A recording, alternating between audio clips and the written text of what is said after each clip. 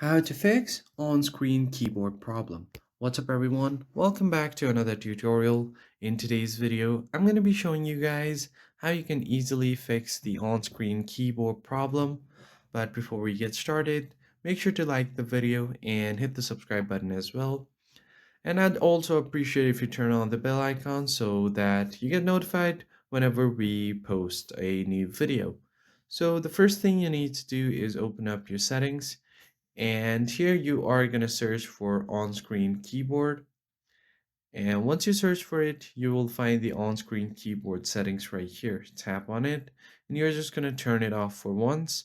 Or if you don't see this, what you are going to do is scroll down, tap on General Management, tap on your keyboard settings, and then tap on Keyboard List.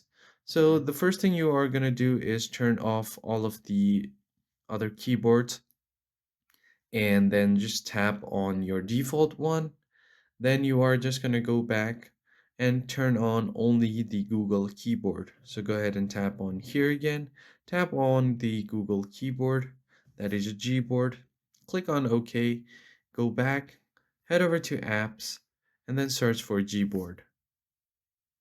Once you do that, tap on it, go ahead and clear out its storage, and then clear cache.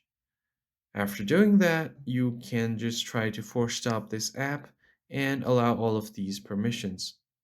And after doing this, give your phone a quick restart and your problem should be fixed. If you found it helpful, hit like, share, and subscribe. I'll see you guys on the next one.